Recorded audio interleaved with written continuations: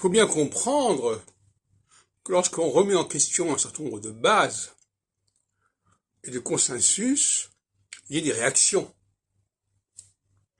Donc quelqu'un qui vous dirait vous avez dit certaines choses sur Nostradamus, mais il y a des gens qui ne sont pas d'accord, ben, évidemment qu'il y a des gens qui ne sont pas d'accord.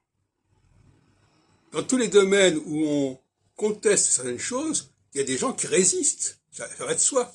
Il faut être extrêmement naïf pour le croire, pour ne pas le comprendre, cela. Et, d'une certaine manière, il y a ce qu'on pourrait appeler une sorte d'accusation réciproque de pseudoscience.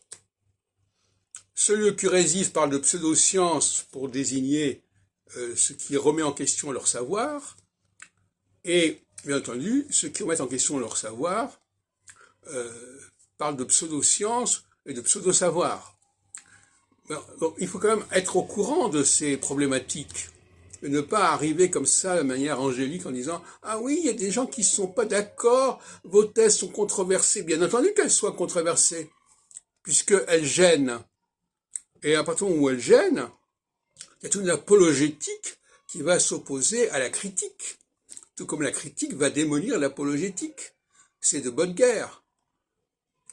Donc, je crois qu'il ne faut quand même pas faire preuve trop de naïveté. De la même façon, quand on aborde un auteur, il faut quand même savoir un peu ce qui s'est dit à propos de cet auteur, et ne pas dépendre uniquement de la personne qu'on a en face de soi, et qui peut vous manipuler, et qui peut vous donner des arguments qui l'arrangent. Il faut quand même que les gens qui interviewent aient un minimum de bagage et de préparation, ce qui n'est pas du tout le cas de manière générale.